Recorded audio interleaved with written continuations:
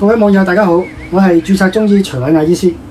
30幾年來，我接觸過無數上班族，佢哋長期承受高壓力，成日坐，思慮過度而失眠，往往就是最早出現嘅警號。很多人以為瞓唔着只係壓力大，但中醫認為失眠常與脾胃失和、肝氣鬱結、腎氣不足有關。長期加班、飲食不定時、情緒緊繃，會令氣血失衡，晚上難入睡、易醒。中醫改善睡眠唔係單靠安神，而係從根本調理。喺我繼續講解上班族常見嘅3種失眠體質及改善策略前，先嚟一節溫馨提示。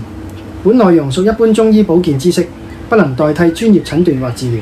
如有慢性病或服藥，請諮詢註冊中醫師或家庭醫生。上班族常見嘅3種失眠體質及改善策略： 1. 肝氣鬱結型，這類人多因工作壓力大，情緒積壓，常見胸悶、頻繁嘆氣，睡前腦袋停不下來，滿腦子都是工作瑣事。改善方向：睡前1小時遠離螢幕，讓大腦有收工時間。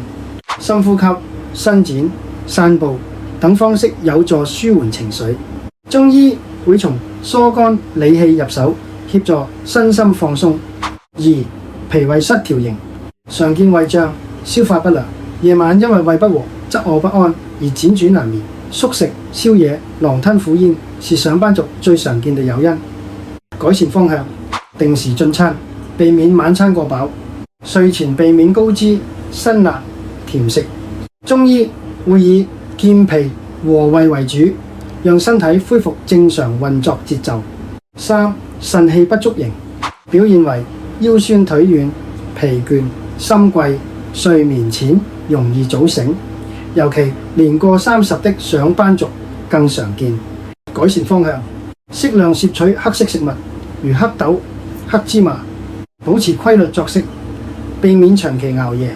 中醫會從補腎固本入手，協助提升整體精氣，透過辨證施治，調整作息，配合針灸中藥，很多患者睡眠質素明顯改善，情緒穩定，白天工作更專注。